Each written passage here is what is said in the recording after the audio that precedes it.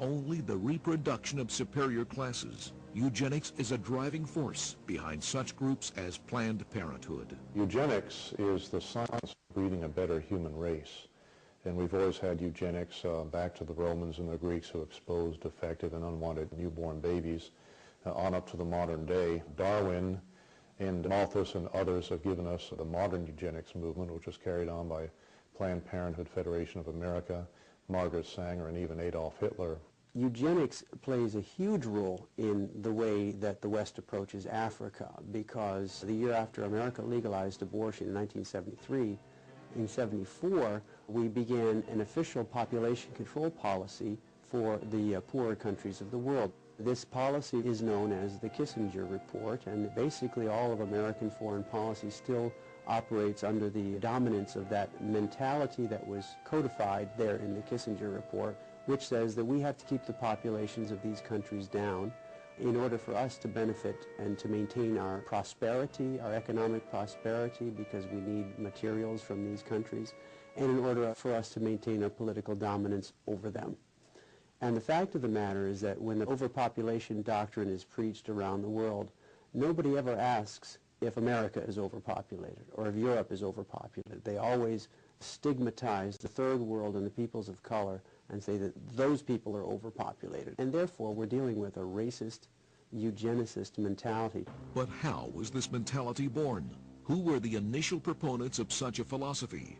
In the United States, it was spread by the organization that would eventually become known as Planned Parenthood. Planned Parenthood Federation of America started out as the American Birth Control League, or the ABCL, which was founded by Margaret Sanger in the 1920s. Right now in the United States, it has a budget of nearly $1 billion. It runs the largest chain of abortion clinics in the world. Planned Parenthood has undergone a series of name and leadership changes. But one thing that has not changed is its mission of population control, a mission which can be traced all the way back to the group's foundress, Margaret Sanger.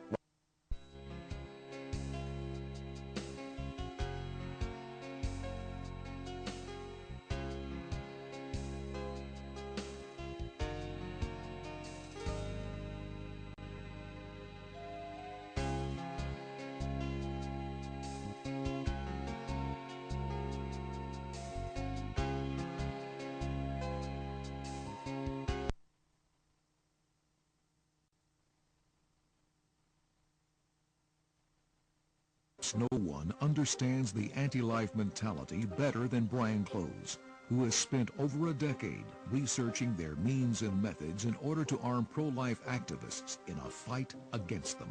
I've been a member of Human Life International for a little more than 10 years now.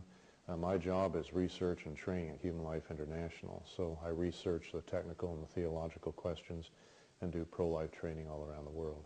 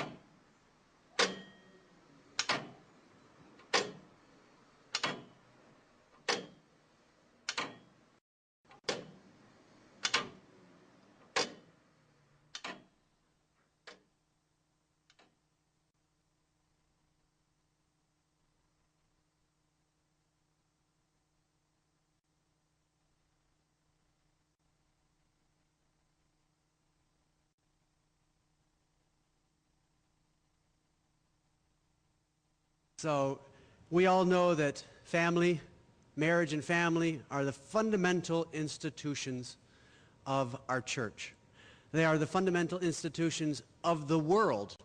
And if we get marriage and family wrong, if marriage and family becomes distorted, if we do not have the correct concept of marriage and family, then everything else goes wrong also. I know that sounds kind of like a universal statement, but it is very true that unless we get these right, we will not ever find the true happiness that Christ wishes for us. So I'd like to speak with you today a little bit of a repeat of the theme that was done earlier because I was not able to be here, but I have my own unique presentation on the church's teaching with regard to birth control. Why is birth control important to talk about? Well, number one, because nobody does talk about it except the anti-lifers. So Catholics and the pro-lifers have to be talking about this to give the correct vision of what the church teaches. Secondly, because it is a fundamental teaching about the most fundamental matter of our church. And that is, if we really believe that... Register now, and we look forward to see you in Miri, Malaysia in November 2009. God bless.